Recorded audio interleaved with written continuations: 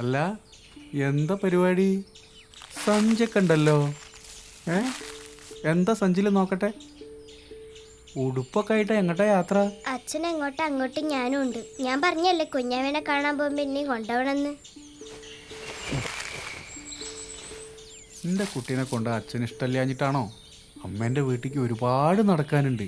ഒരുപാട് കുന്നും മലയും ഒക്കെ കയറിയിട്ട് വേണം അമ്മേൻ്റെ വീട്ടിലെത്താൻ. എൻ്റെ കുട്ടിക്ക് അതൊന്നും പറ്റൂല. അച്ഛൻ്റെ കുട്ടി വാ, അച്ഛൻ വീട്ടിലാക്കി തരാം, വാ.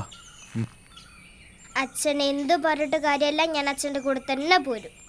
അതെ, എന്നോട് കാല് വേദനിക്കുന്നു എടുക്കണമെന്നും പറയാൻ പറ്റില്ല. അങ്ങനെയാണെങ്കിൽ മാത്രം അച്ഛൻ്റെ കൂടെ പോരാം. അല്ല, നീ പോരുന്ന ചെറിയമ്മ അറിഞ്ഞിട്ടുണ്ടോ? ഞാൻ പറഞ്ഞിട്ടാ പോന്നത്.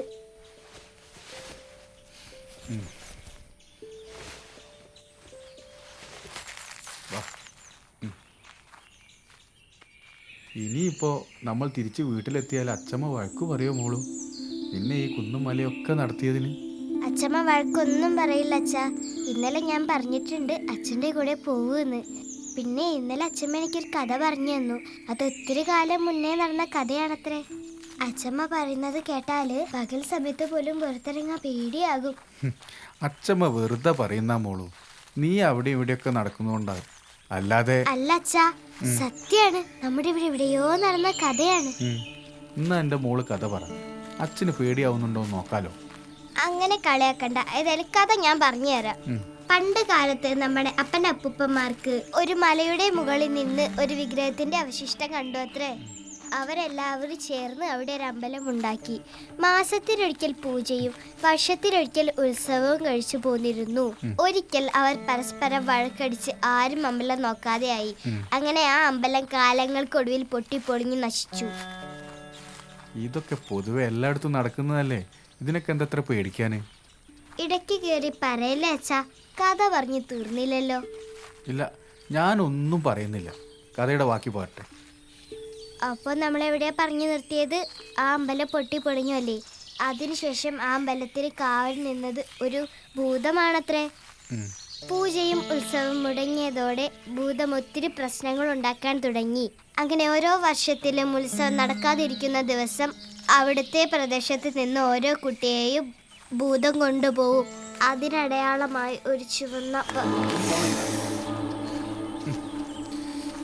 മോളൂ ഇരിക്കേ.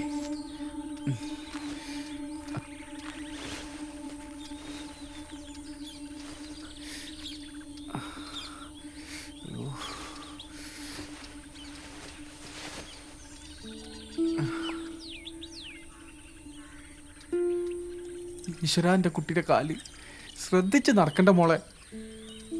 മതി നിന്റെ കഥ പറച്ചില്, ഇനി വീട്ടിലെത്തിയിട്ടാവാം. എന്താ അച്ഛന് പേടിയുണ്ടോ? ഇനി ഒത്തിരി ദൂരം പോവാനുണ്ടോ അച്ഛാ? അല്ല മോളെ, അധിക ദൂരമൊന്നുമില്ല. രാത്രി ആയാലേ ഇഴജന്തുക്കൾ ഉണ്ടാവും. അപ്പം നമുക്ക് പോകാൻ ബുദ്ധിമുട്ടാവില്ലേ? അപ്പം നമുക്ക് പോയാലോ പെട്ടെന്ന്. എനിക്ക് മോളെ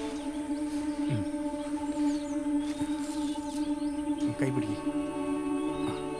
പതിയെ പതിയെ ശ്രദ്ധിച്ച് നടക്കണേ.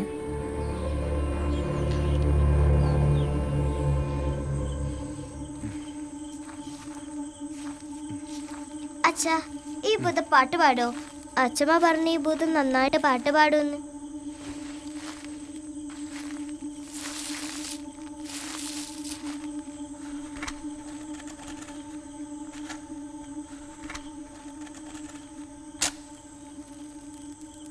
അച്ചമ്മേൻ്റെ കഥയല്ലേ, അറിയുമായിരിക്കും.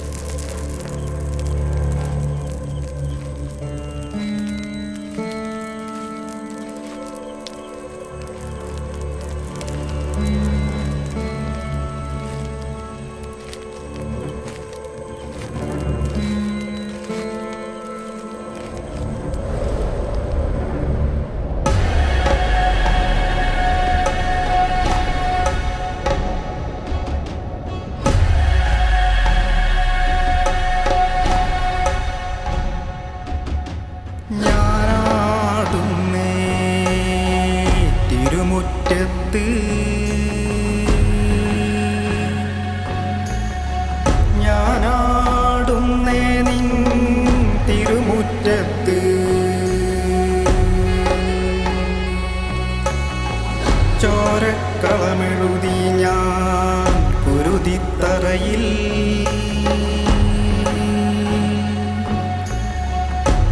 ചോരക്കളമെഴുതി ഞാൻ കുരുതിത്തറയിൽ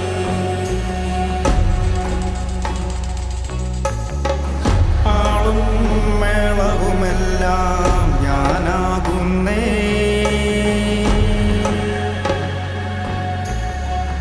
ആളും മേളവുമെല്ലാം ഞാനാകുന്നേ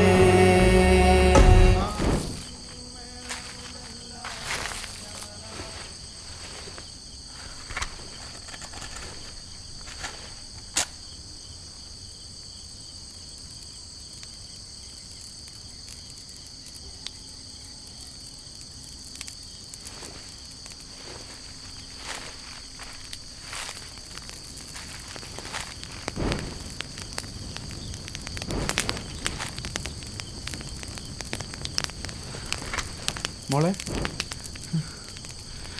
മോളെ മോളെ മോളെ മോളെ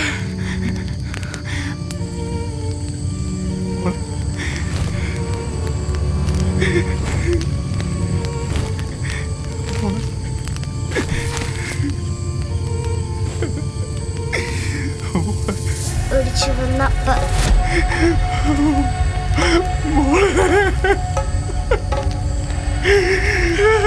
മോളെ